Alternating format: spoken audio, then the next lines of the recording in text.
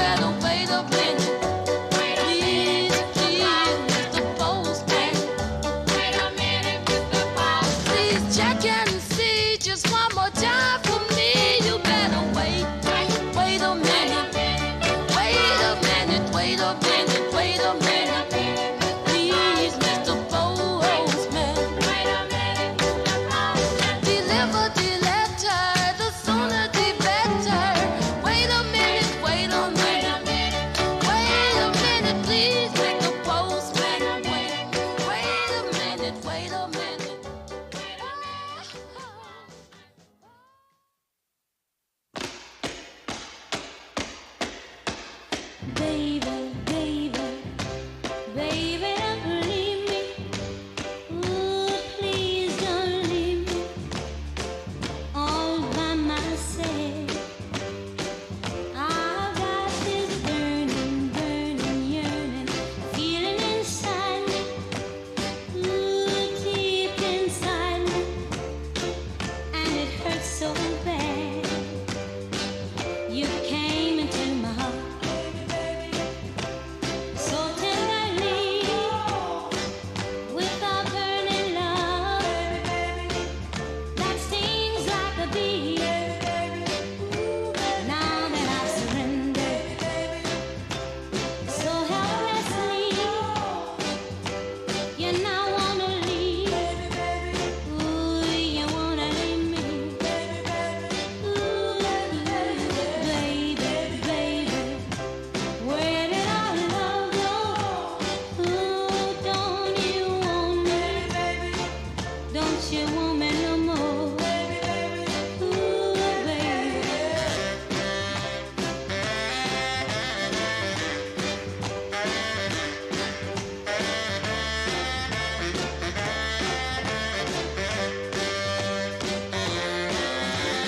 Baby, baby, where did our love go? And all your promises of a love forevermore. I've got this burning, burning, yearning feeling inside me. Ooh, deep inside me, and it hurts so bad. Before you won my heart, you were a perfect guy, but now that you got me, you wanna leave me behind. Ooh, baby, baby, baby, baby, don't leave me. Oh, please don't leave me all by myself. Ooh, baby, baby, where did our love go?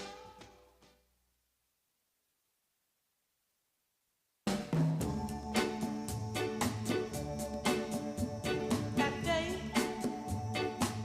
I first saw you, passing by.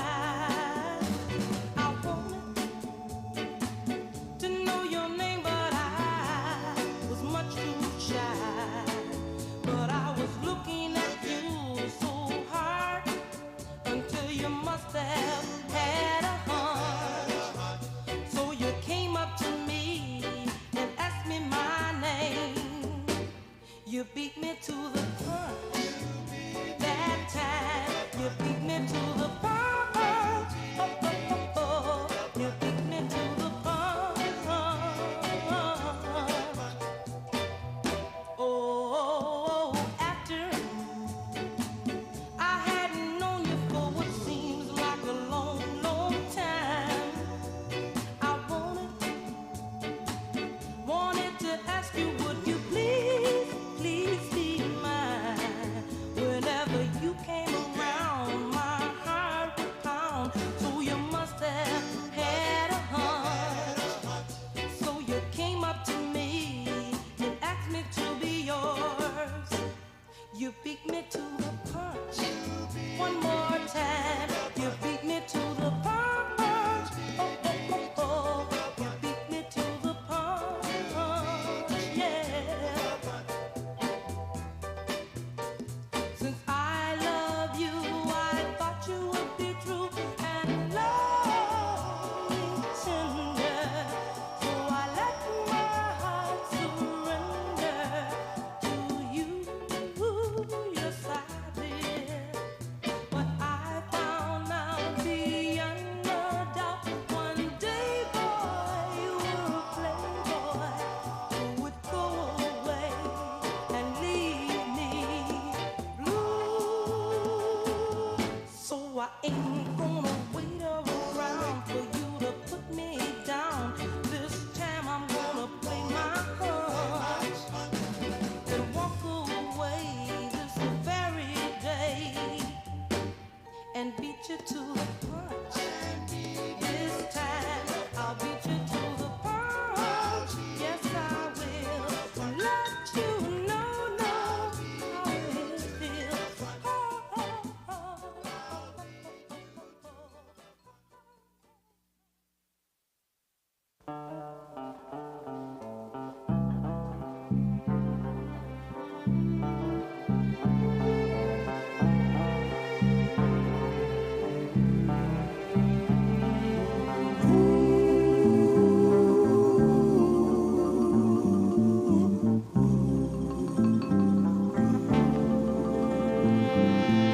Each day through my window, I watch her as she passes by.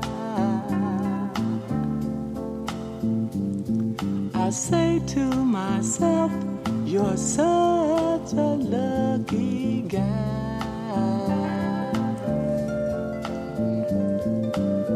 to have a girl like her. It's truly a dream come true. Out of all the fellas in the world, she belongs to you. But it was just my imagination running away with me. It was just my imagination running away with me. Ooh, soon we'll be married and raise a family.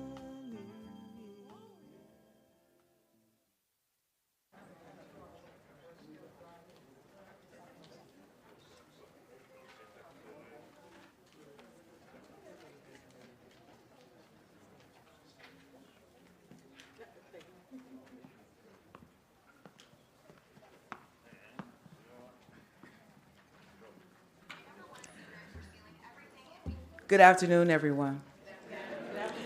It is my great pleasure to greet you all this snowy February Black History Month Sunday, but we are here in an amazing place for an amazing time, for an amazing purpose to honor, acknowledge, and get connected to our history. I'm Yolanda Jack, the Manager of Community Engagement here at the Charles H. Wright Museum of African American History.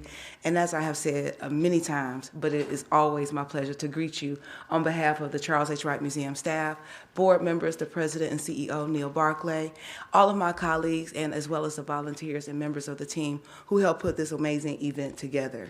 I'm here to bring you greetings on behalf of my colleagues and team members. And so I hope you feel greeted by all of us. And if you don't, you got to come back in here and greet us again personally. So we're going to make our way forward. I am here to welcome you all and to also acknowledge and to introduce the woman whose program, whose organization, whose department is putting this amazing event on. Rochelle Riley is the Director of Arts and Culture for the City of Detroit here in our own beloved city, but she was not born here. She was born in Tarboro, North Carolina, and raised in part by her grandparents, and that helped her get from where she was born there in NC. She went to NC at Chapel Hill, where she studied journalism and English, and she completed a Knight Wallace Fellowship in 2008 at our own University of Michigan. Her career has taken her all over the place. She has been on TV, NPR, has been on MSNBC, CNN, Fox 2. She has worked for the Washington Post, the Dallas Morning News, the Dallas Times Herald, the Louisville Courier Journal. And one of the things that I want to point out is because I met her while she was working here in the city of Detroit through Mosaic Youth Theater, where her daughter was a Mosaic young artist at. And so when she was in Dallas, she founded the Dallas-Fort Worth Urban Journalism Workshop to train minority youth to be journalists. So even before her child was here, she was thinking about mentorship and connecting young people to opportunities to move them forward from where they are. Her works have really, she has a bibliography. If you have not read They That Live, shame on you. They That Live of African Americans Who Changed the World, published by Wayne State Press in 2021. Was not her first book. The first book, The Burden, oh my goodness, published again by Wayne State Press in 2018. She is a writer. She is a thinker. She is a connector. She is a mentor. She is a mother, and then she is my friend. And I'm so happy to welcome her to our stage. Please help me welcome Rochelle Riley.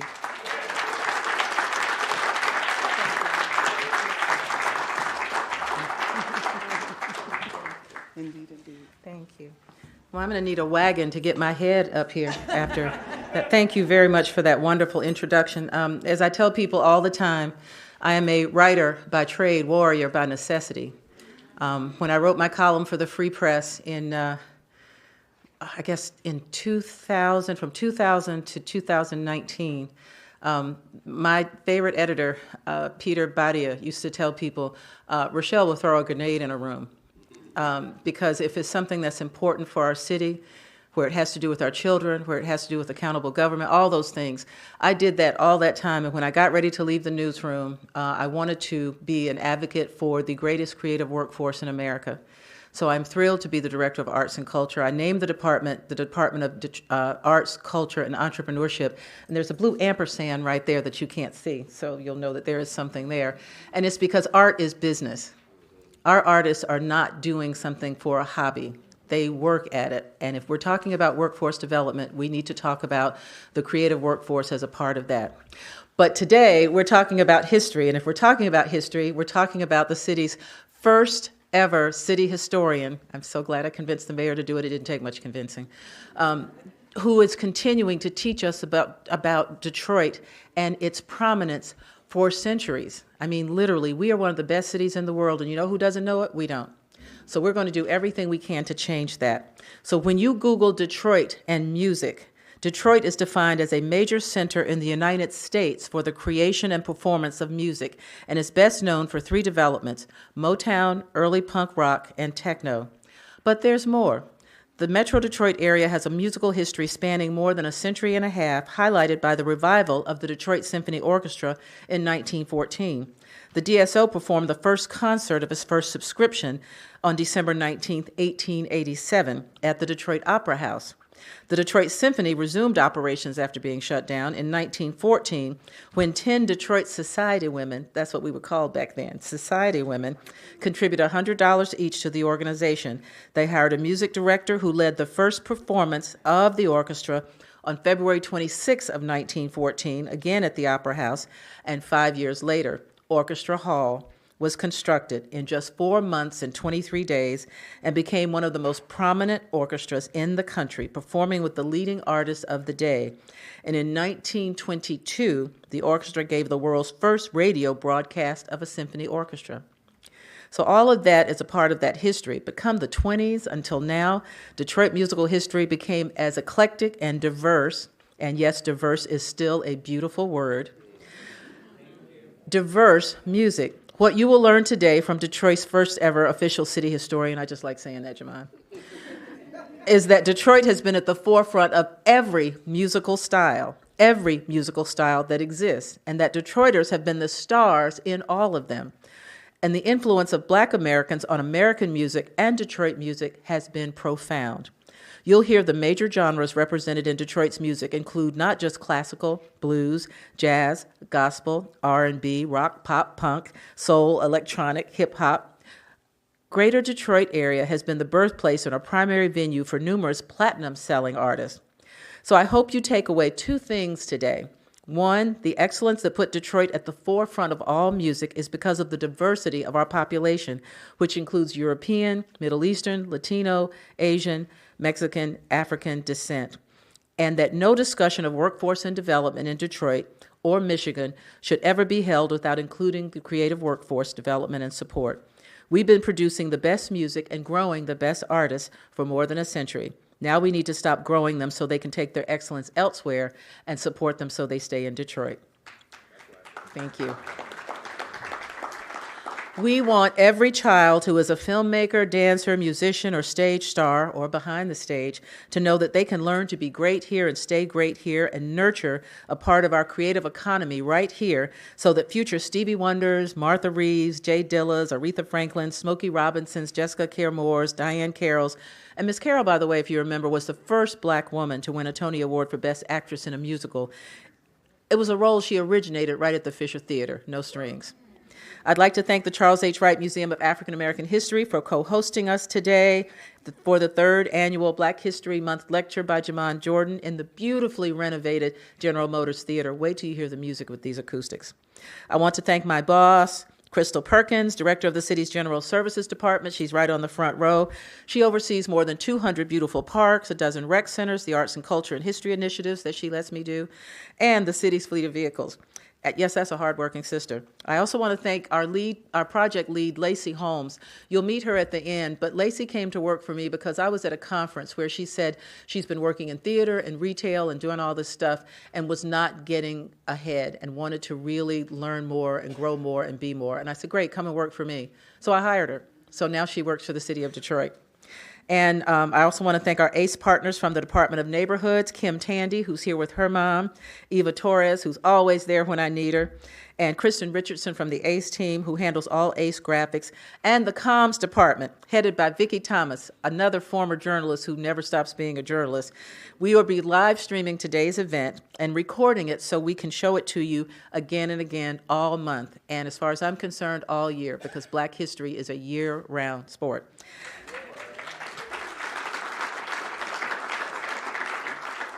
I'd like to recognize any elected officials who are here, and you just have to yell out because of the lights. That's fine, because we'll record it and send it to them. And I'm using somebody else's iPad. I'm trying to get to these bios, which I should know by heart. And that's not working, so I will just tell you. Jamon Jordan is an amazing college professor, historian, and tour guide who, through the Black Scroll Network, does hundreds of tours where he is teaching people about the magnificent history that Detroit has. We were the arsenal of democracy. We were the beginnings of the Black middle class. We were the Underground Railroad. There's so much. Alvin Wattles is one of the best pianists in America, actually in the world. He's a Detroit ACE honoree. He is the director of music for several places. Go to different churches and you can hear him all over the place. But he is here with a special surprise, his son Dominic, who is going to join us to perform. And yes. And while Jamon's lectures are fabulous on their own, if we're talking about music, we wanted to give you music. So I would now like to make sure that you enjoy them. So let's keep leading and supporting our creative workforce and grow our creative economy, which is worth millions, no billions of dollars. But to make it easier for you to imagine that and to embrace that concept, let's let Jamon Jordan and Alvin Wattles teach you a little history today. Thank you.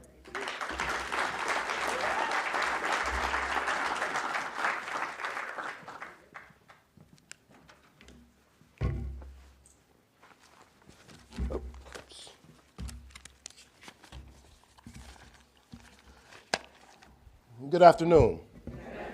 Hello, everybody. What up, though? All right, we in Detroit. Welcome, everybody, to More Than Motown, Detroit's impact on music. I want to thank the Lord Jesus Christ for allowing me to be here on this Sunday to tell this important story. I want to thank the Charles H. Wright Museum of African American History for hosting this event and for continuing the work of teaching and celebrating Black history in a climate where Black history is under attack. I want to thank Rochelle Riley, the Director of Arts, Culture, and Entrepreneurship, Lacey Holmes, the whole ACE team for making this all come together. And let's all thank the great Alvin Wattles and his son Dominic for being here to play for us. Give it up for them. And thank you all for coming out today in this snow. I know some people were turned away. They were ready to come, and they saw that snow, and so now they're probably watching it, live streaming it. But I'm glad you all came out in person on the second day of Black History Month when there's many other events you could have attended. Thank you. I do want to take a moment now to think about and remember two people. The first is Dr. Ben Wilson, who was my professor, my elder advisor, and my friend at Western Michigan University. He created a mini-fest at WMU where musicians and bands played music while the scholars discussed the history and impact of that music. This is a smaller version of what he did at Western. He passed away in November of last year. So I want to say ashe to him. And then the other person is James DeWitt Yancey, Jay Dilla, one of the greatest hip hop producers ever, who came from right here in the city of Detroit, in Conant Gardens. His birthday, also known as Dilla Day, is February 7th, so it's coming up. To give it up for him, ashe. Now, even though I'm about to get into this music, I do want to really piggyback on something that Rochelle said. Music is business. And so I'm not going to be talking all that much about business, but I do want to start just giving you a highlight of how music is business and how Detroit has shown that music is business. The old Detroit Opera House, which was at the Campus Martius, was the old one, which Rochelle talked about. When Osip Gabrilowicz came to the city of Detroit doing a tour of classical music where he was a conductor, and he conducted right here in the city of Detroit, the board of the Detroit Symphony Orchestra said, hey, we want to hire you. And he was like, you're not hiring me to play in that old opera house because the acoustics were bad. So they built another one in less than 5 months to bring him in. And he, of course, became the first in the new Detroit Symphony Orchestra Hall. But if you know anything about classical music, and Detroit has been a center of classical music, particularly at Orchestra Hall, but in other venues as well. If you know anything about classical music, you know that they don't sell tickets like Beyonce, all right? So there's not a line around the corner of people buying tickets to classical or opera in most cases. Now, if you're in New York, yes. But in many places, they don't make that kind of money. They exist because donors donate. And a lot of wealthy people like classical music, so they donate to it. But during the Great Depression, they stopped donating. And so the Orchestra Hall shut down. The city was going to foreclose on the building and tear it down because it was the Great Depression. A group of black millionaires got together and said, oh, don't tear it down, we want it. We got money. Yeah, I know the banks failed, but our money wasn't in banks. Our money was in numbers. And so it became the Paradise Theater from 1941 to 1951. That's how you can go today to Detroit Symphony Orchestra Hall. It wasn't torn down in the early 1940s because these wealthy black men who were in charge of numbers took over it for 10 years. That's how my daughter went there for Civic Youth Ensemble, and she was a violinist in the Civic Youth Ensemble. And I see Dominic with his Civic Youth Ensemble case for his saxophone. So that's just a little aside, that music is business. Sometimes above ground business, sometimes underground business. Now today in Detroit, the major forms of music that are still being recorded in Detroit, and all kinds of music has been recorded and still is, but the major form is hip hop and techno. Now, it might be T Grizzly or Sada Baby or Big Sean or Cash Doll or Dej Loaf. But before we had them, we had Awesome Dre, Chaos and Maestro, Nikki D, Slum Village, Blade Icewood, Proof, The Drunken Master, Lola Damone, Merciless Amir, Prince Vince, Jerry Flindale and his Def Sound Studios, which was the first hip-hop studio recording hip-hop music right here in the city of Detroit, and DJ House Shoes. Today, you may go to Spotlight or Charivari or the Movement Festival to party with techno music, but we had the Music Institute at 1315 Broadway, and we have Submerged Records, the Techno Museum on East Grand Boulevard. But where did the Detroit's hip-hop and techno come from? Let's hear where today's Detroit music came from. Ready, 1, 2, 3, 4.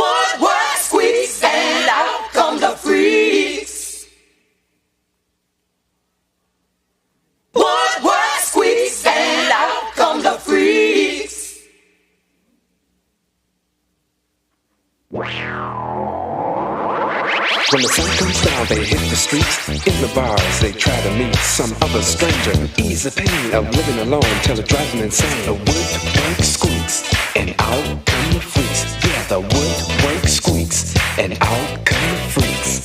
Woodwork squeaks, and out come the freaks. So many of us, we give it to the music of Detroit. So many of us who grew up in the 80s remember these two Detroit jams. These songs tell us the birth of two types of music, Detroit techno and Detroit hip hop. The first song was Clear by Cybertron. It was released in 1983. Cybertron was formed by Magic Wine Atkins and Richard 3070 Davis. Richard Davis was born in Detroit and began producing electronic music while he was in college. He went on to get involved in rock music. But Wine Atkins was born in Detroit. He eventually moved to Belleville, Michigan, where he met Derek May, Mayday, and Kevin Master Reese Saunderson. They have gone down in history as the Belleville Three and are the founders of Detroit techno. But where did that music come from? What was the major influence on the Belleville Three's creation of techno? We're gonna hold on for that question. The other song we heard was Out Come the Freaks by Was Not Was, but that rap was done by Carl Butch Small. That's who that is rapping. It is the first rap ever put out by a Detroit artist. Butch Small would go on to become a music producer, a percussionist, a bass player for many artists, including Snoop Dogg, as well as a teacher of his own son, Carlos Small, better known as DJ Los. Both Was Not Was and the Belleville Three, both of them say their influence, their main influence, was funk, especially P-Funk. Now you may know that P-Funk is the music created by Parliament Funkadelic, the music collective founded and led by a barbershop owner in Plainfield, New Jersey, named George Clinton. Give it up for George. He's coming here later this year. He's recorded, not here, but Detroit. He recorded his first hit song, I Want to Testify, in 1967, right here in Detroit. His bandmates were in New Jersey at the time. They couldn't get here. So who were the musicians on the record? Clinton was a producer and songwriter on the staff at Motown Records. That's where he found the musicians to play on the record by the Parliaments. Clinton would change the Parliaments from a doo-wop wannabe Temptations group into a psychedelic funk band during a 10-day stint at Phelps Lounge in May of 1968. They started out in the beginning of the 10-day stint doing doo-wop, sing and dance. But by the 7th day, Clinton and other members had washed the conch out of their hair, came out with baby diaper on, and P-Funk was born. So it's in Detroit that Parliament records Flashlight. It's in Detroit that Funkadelic records One Nation Under a Groove. It's in Detroit that P-Funk makes Not Just Knee Deep. She was only knee deep when she did The Freak With Me. It's in Detroit that Clinton records Atomic Dog. And it's in Detroit where Bootsy's band members from Cincinnati, Roger and Larry Troutman, formed Zap, and they record More Bounce to the Ounce. And that music, funk made in Detroit, is the inspiration for Detroit techno and the earliest Detroit hip hop. You don't get Detroit techno or Detroit hip hop without P-Funk. And you don't get P-Funk without Motown Records. Clinton worked at Motown. He had Motown musicians, the Funk Brothers, playing on many of his records. Let's listen to the Motown sound, the music of young America, that Detroit iconic music, especially of the 1960s.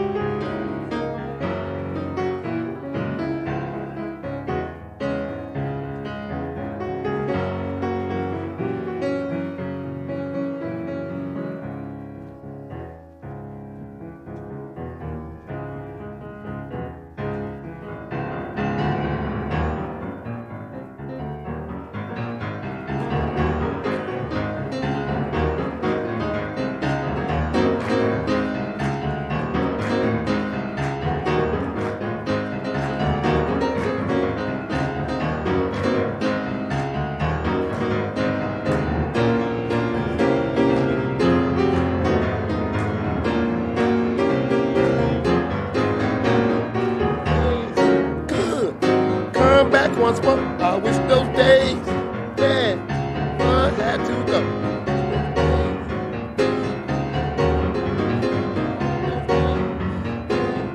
One had to go, 'cause I love them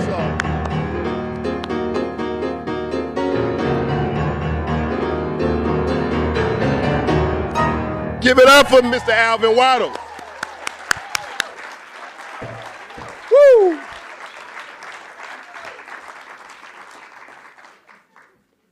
But how do we get Motown Records? In 1860, there were about 13,000 people living in Stewart County, Georgia. About 6,000, nearly half of the population, was enslaved. James Thomas, J.T. Gordy, was a white slave owner in Stewart County. He was also a Confederate soldier during the Civil War. He was also a well-known member of the local Baptist church.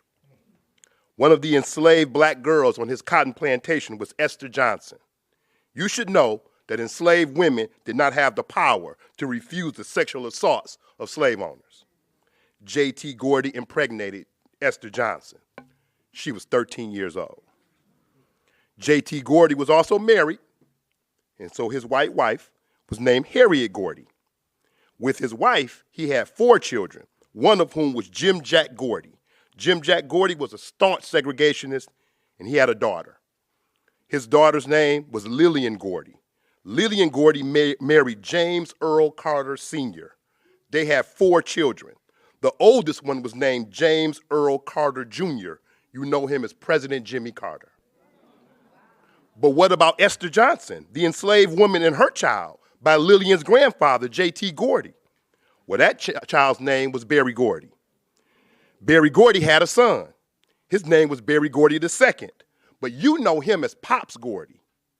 By 1950, most Americans had moved out of Stewart County, many of them coming north as part of the Great Migration. Pops Gordy and his wife, Bertha Fuller Gordy, left Georgia in Detroit for Detroit in 1922. They had 8 children, 4 girls and 4 boys. One of the children is named Berry Gordy III, but you know him as Berry Gordy Jr.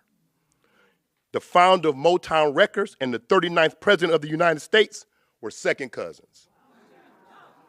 Located on John R. and Canfield, the Flame Show Bar was the hottest club in Detroit in the 1950s. The photo concession was owned by 2 sisters, Anna and Gwen Gordy. You know when you go to the club, you got to take a picture. And so in those days, if I was with my wife, I would take the picture like this. And then they give it to us. It opens up in a little booklet like that. We put it on the mantle, and we remember when we was at the club. Remember we was at the club. Look at your shoes. Look at my suit. Even if I went by myself, I still have to take a picture. It just would be different.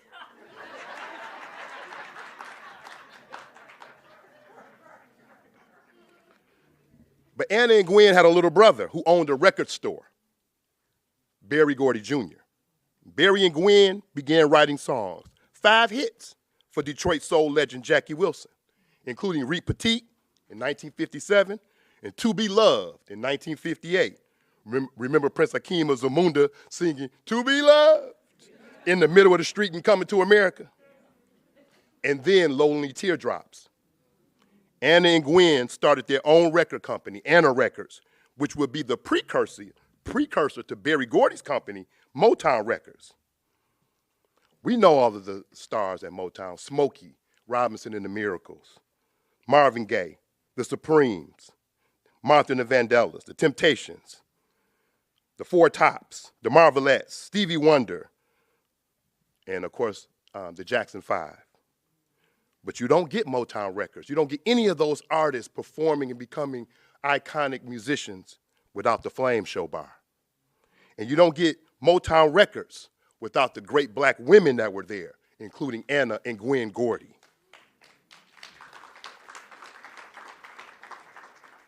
But you also don't get it without jazz. Jazz is, as we were talking about classical music earlier, jazz is just as classical as that classical.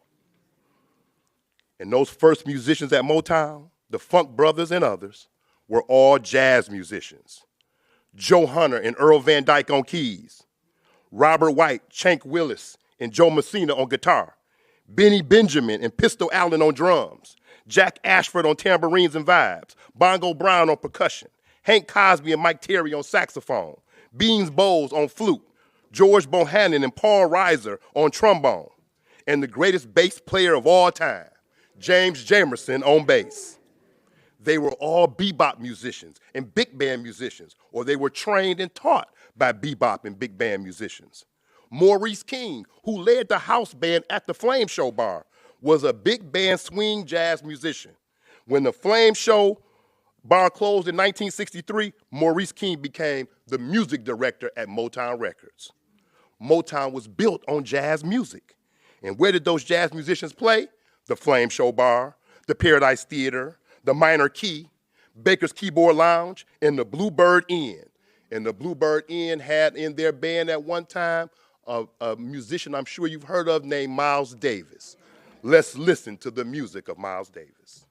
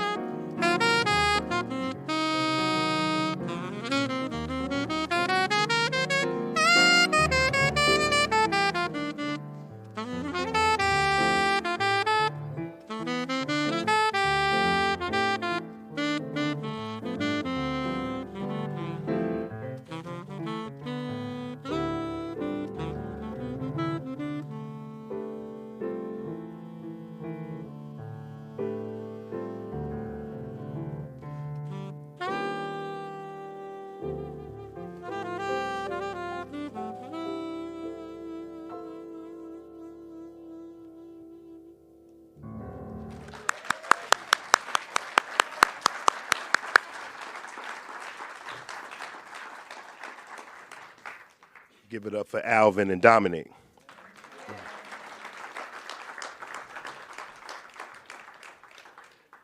Detroit gave the world the music of Roy Brooks. We gave them Betty Carter. We gave them Terry Pollard. We gave them Paul Chambers. We gave them Dorothy Ashby. We gave them Milt Jackson.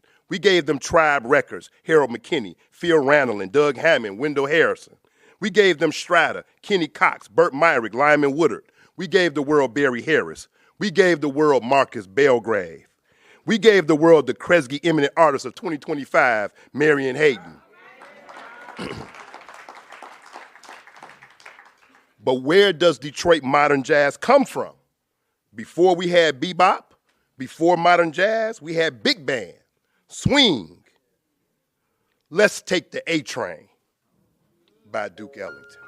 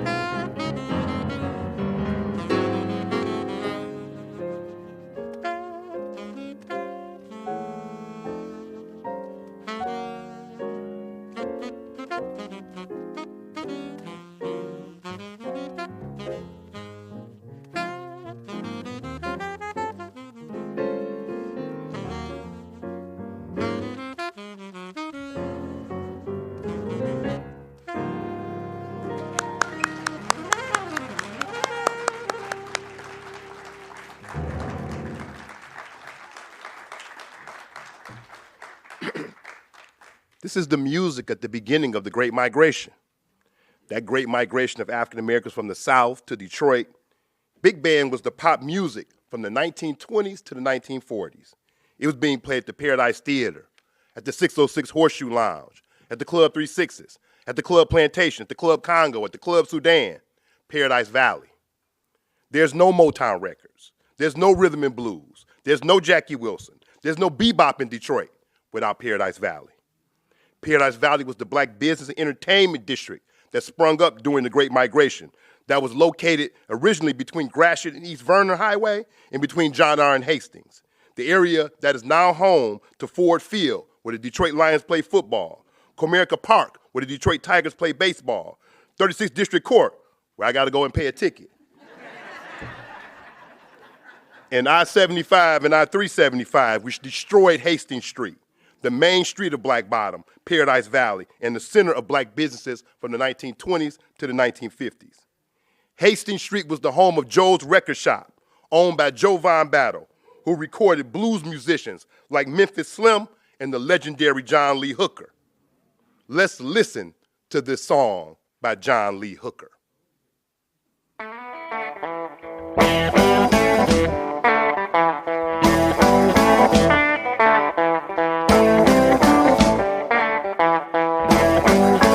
Boom, boom, boom, boom. Gonna shoot you right down at all your feet. Take you home with me. Put you in my house. Boom, boom, boom, boom. Mm-hmm.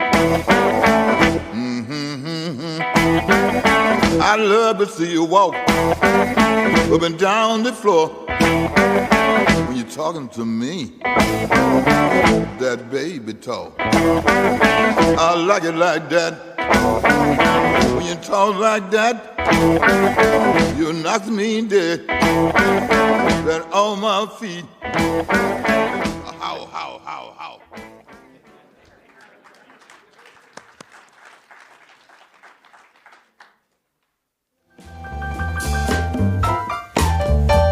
Another important Detroit blues singer from Hastings Street, Alberta Adams.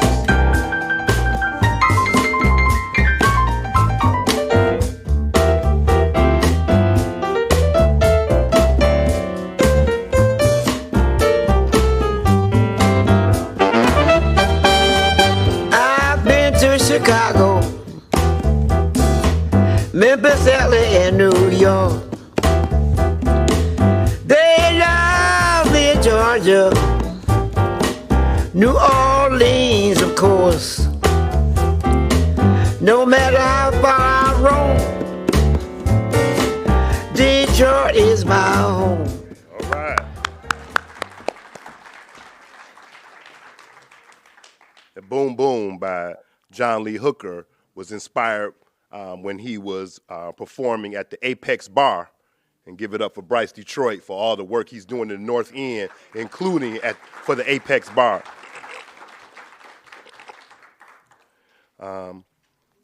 Now, on Hastings Street in Willis, there was a church, New Bethel Baptist Church. The pastor was Reverend Clarence LaVaughn Franklin. Maybe you know him as C.L. Franklin. And if you don't know him, I'm sure you know his daughter, the Queen of Soul, Aretha Franklin. The sermons of C.L. Franklin, as well as the early church singing of Aretha, were recorded by Joan Von Battle, the owner of Joe's Records, at 3530 Hastings Street, right across Hastings from the Brewsters. You don't get the Queen of Soul without Hastings Street. Also on and near Hastings Street, you get two other important churches. Greater Love Tabernacle Church of God in Christ on Hastings and Medbury. The music minister was a woman named Mattie Moss. She would eventually get married and become Mattie Moss Clark. She had 4 daughters, Niecy, Twinkie, Dorinda, and Karen, the Clark sisters. Another church near Hastings was on Mack and St. Alban. It's called Zion Congregational Church of God in Christ. But maybe you know it as Mack Avenue Church of God in Christ. Founded in 1919 by Elder Isaiah Winans. Elder Winans' grandson was named David Winans. You may know him as Pop Winans. And he and his wife had some sons, Marvin, Carvin, Michael, and Ronald, the Winans. And BB and CC. Chicago likes to take the credit for gospel music. But without Detroit, gospel music just ain't the same. Let's play it.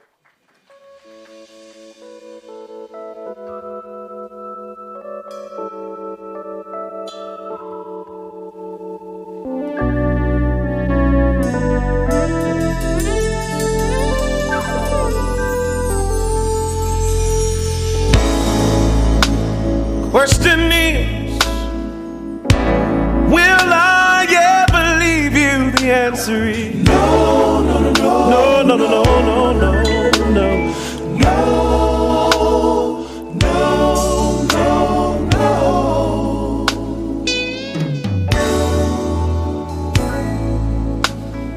Question is, will I ever leave you? The answer is no.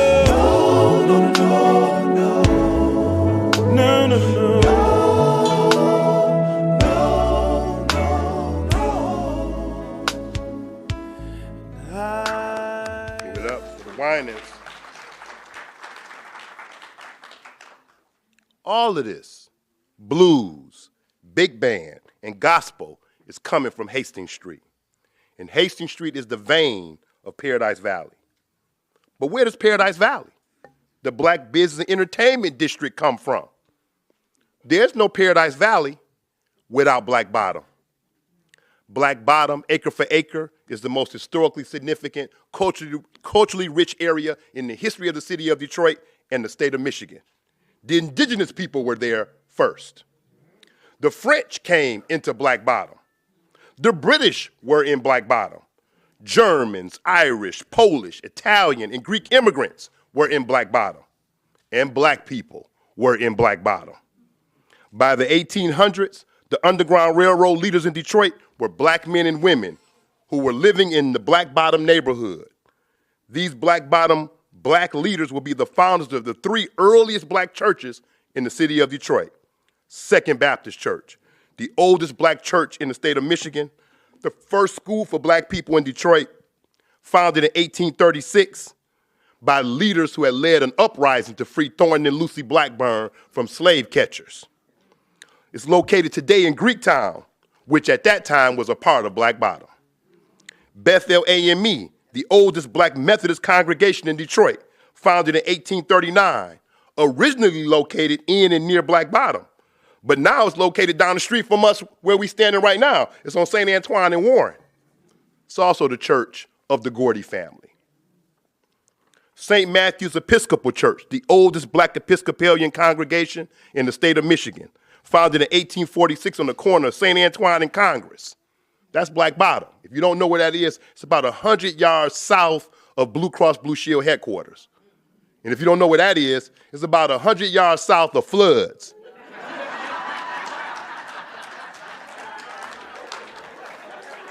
Different audiences.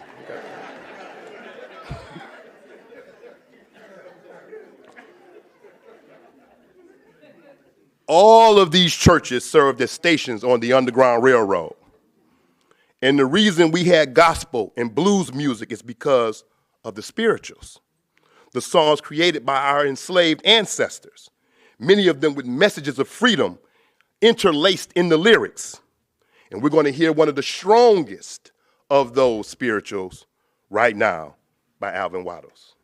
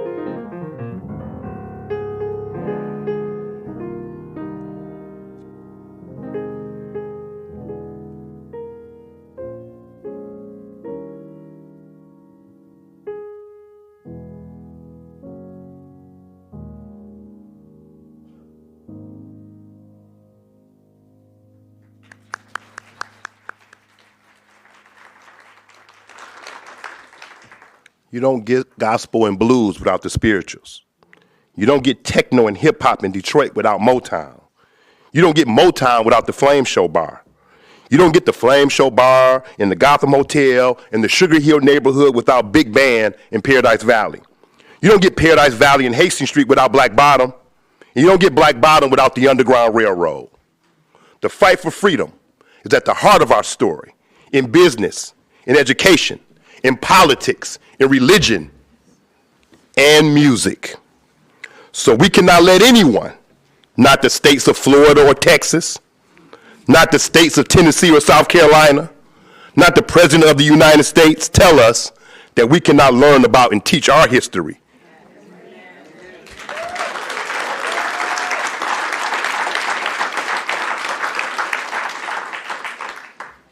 Because this ain't Texas. This is Detroit. Thank you.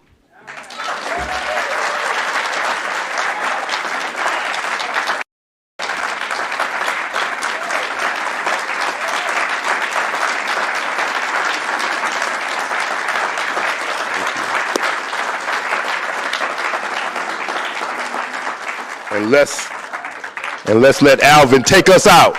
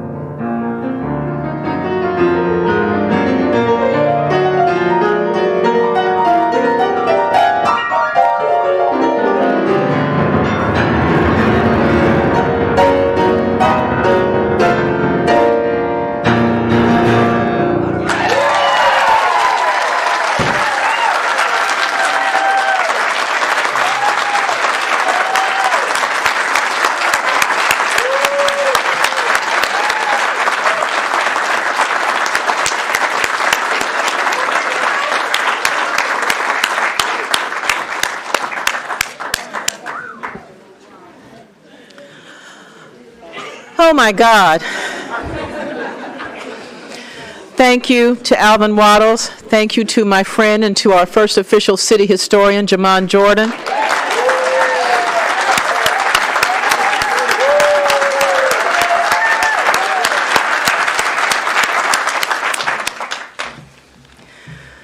Whew. Our problem is not that we haven't always been great, it's that we haven't always told the story. I was born, B-O-R-N, in Tarboro, North Carolina, this little town of 10,000 people. There were 10,000 people there when I grew up. There are 10,000 people there now. But I was born, B-O-R-N-E, in Detroit. And when I arrived here in 2000, so it's almost a quarter of a century now, my job, whether it's as a columnist, as an arts advocate, as a mentor to 22 young women in honor of my sorority, Delta Sigma Theta, is to make sure that people know how great Detroit has always been. We help save the world. We are at the forefront of everything that has ever happened, whether it's politics, industry, or music. So I want to thank Jamon for that. I want you to know that we're recording this. And when that recording is ready, I need for all of you to send it to everybody you ever met. Thank you. And for folks who are watching on live stream, thank you so much for tuning in. But I don't know if you had as much fun as we did here. So I want to thank those of you who braved the snow to come out and know that we will be doing lots more of this because our job is to make sure people know that Detroit is one of the best places in the world. That's right. Thank you very much for joining us today. Because of the cold, we have coffee and cookies in the Latimer Cafe for you, and please stay and say hi and hear about what we're doing. And if you go to DetroitArtsAndCulture.com, you can see the different things that my office is doing and has done with just a couple of people on the ACE staff, and then 2 on the Detroit Arts Alleys that we're doing around the city, transforming, dilapidated old alleys into these beautiful art spaces. And we also are going to be hosting a performing arts summit next month in March for dance, theater, film, and music, so that we can look at the landscape of all that we are, all that we've been, and what it takes to support where we need to go. So any child in Detroit who wants to work in any of those genres can do it. Thank you.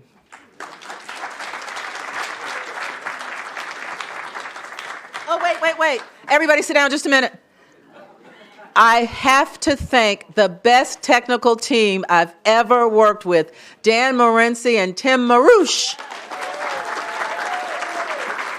And I also have to thank my friend Charles Henry from the City of Detroit's Media Services team, who is live streaming this and recording it for us.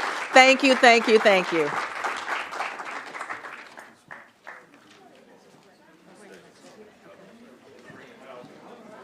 it by the piano.